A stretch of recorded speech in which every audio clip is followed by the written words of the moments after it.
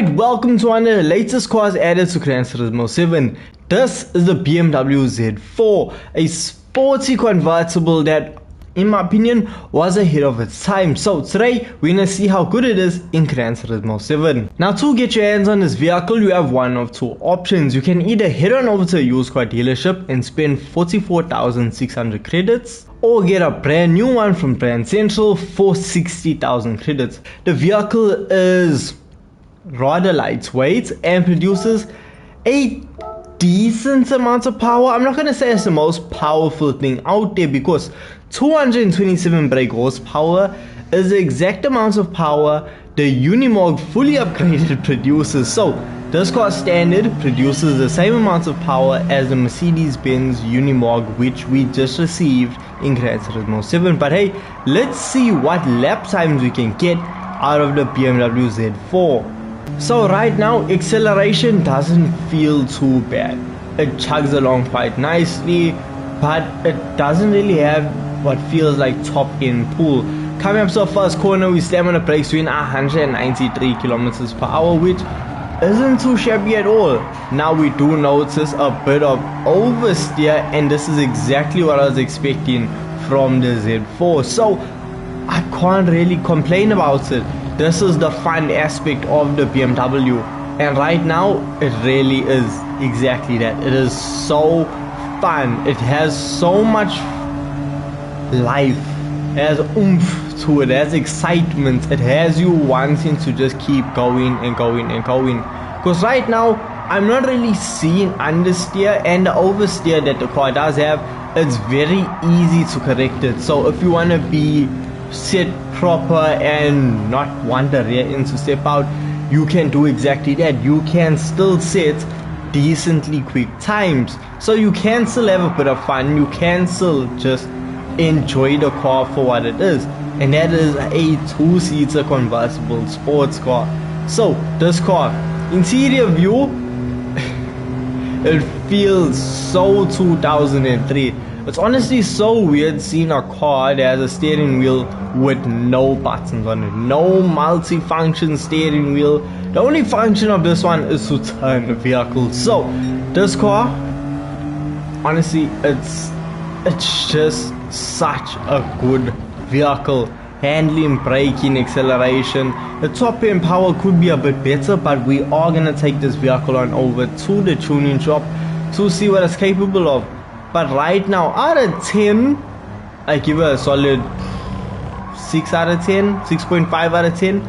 There's nothing I can complain about this vehicle. It's just good. It's not great, but it's good. It's fun, and I really enjoyed myself. And we saw first lap around Kyoto Driving Park, a 2-minute 1-second lap. So look, it's not the fastest thing, but we gotta remember this car is standard. So what we're gonna do now, just take it on over to a tuning shop. So now in the tuning shop, we see that we do have a lot of parts that we can apply to this vehicle. So let's chuck a lot of money at it and see how much power we can actually get out of this BM 6-cylinder engine. So we now see the BM is capable of producing 601 brake horsepower and comes in at a weight of 1006 kg. So then for the other body mods we have options. We have two options for the front bumper. One that actually takes out the fog lights, so that is quite unique. We have special mods.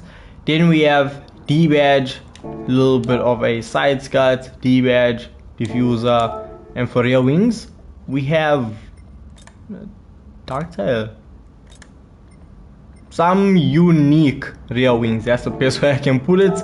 Racing items, we do have a roll cage that you can add to it, and very basic generic parts. Let's see, no front grille customization. So yeah, that is the customization options that we have for the BMW Z4. So now let's see what the BMW Z4 is fully capable of now with it being fully upgraded.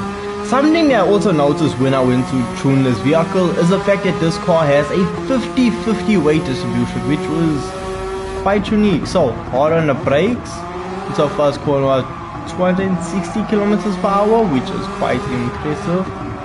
On the power, we're gonna play with it a little bit because we saw That rear end is getting kinda twitchy, but regardless, even with that we are still able to push it, but we do need to take it with a bit more caution, because before we know it, we're in a wall, and that is not the way to set a good fast lap time.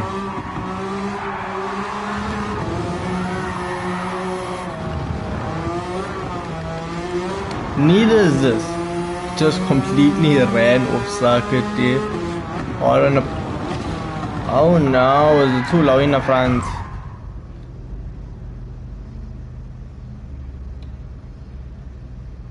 I feel like it's too low in the front. So I did raise the front end up a bit,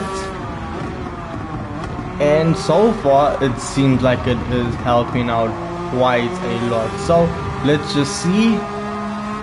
It's actually staying quite planted now. Ooh, ooh, ooh, ooh. This is nice. This is ooh. Is this really gonna be my favorite car from the update? It's so nice to drive. What?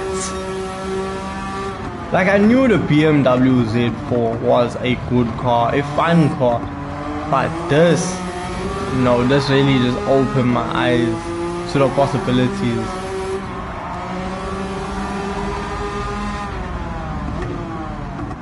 The power delivery that the car gives off it's nice. It's a solid power delivery. It's a very linear power bar. It doesn't feel like it hits peak and starts slipping down.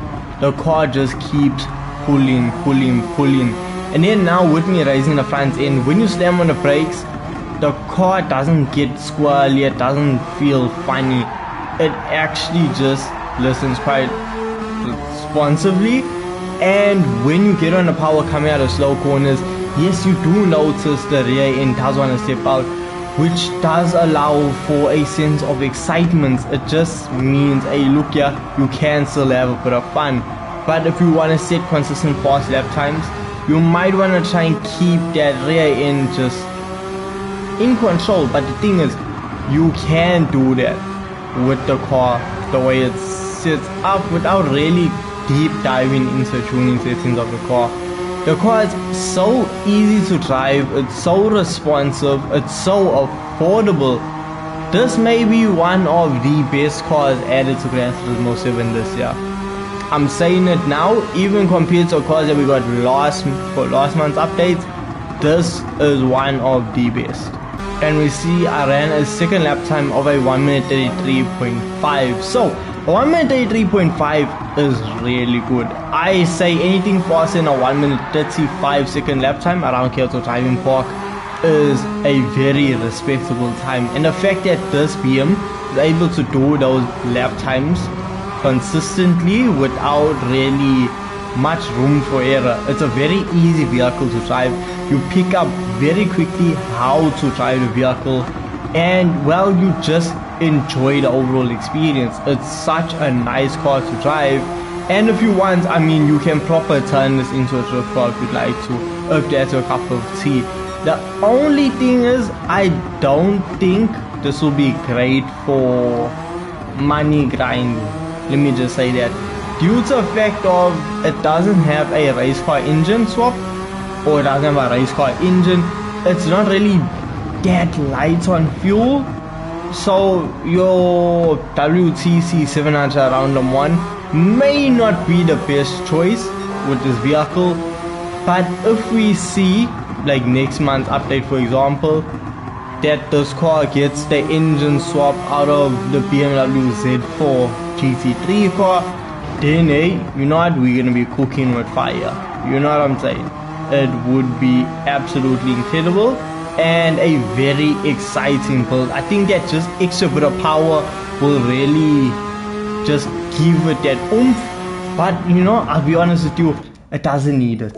It really doesn't need it. The BMW is just such a fun, fast, consistent vehicle. I mean, if I linked up all of my best sectors there, I could have done a 1 minute 32 second lap, but Look, averaging a 1 minute 33 second lap around Kyoto Driving Park is impressive, and this car, I'll be honest with you, it looks really good. Sets up like this, it handles incredibly well, and it's just a fun vehicle. And honestly, I can see this being my favorite car from this month's update. But hey, still early to see, but I want to hear your thoughts and opinions of this car in the comment section down below. And with this being said, I'll catch you guys in the next video. Peace.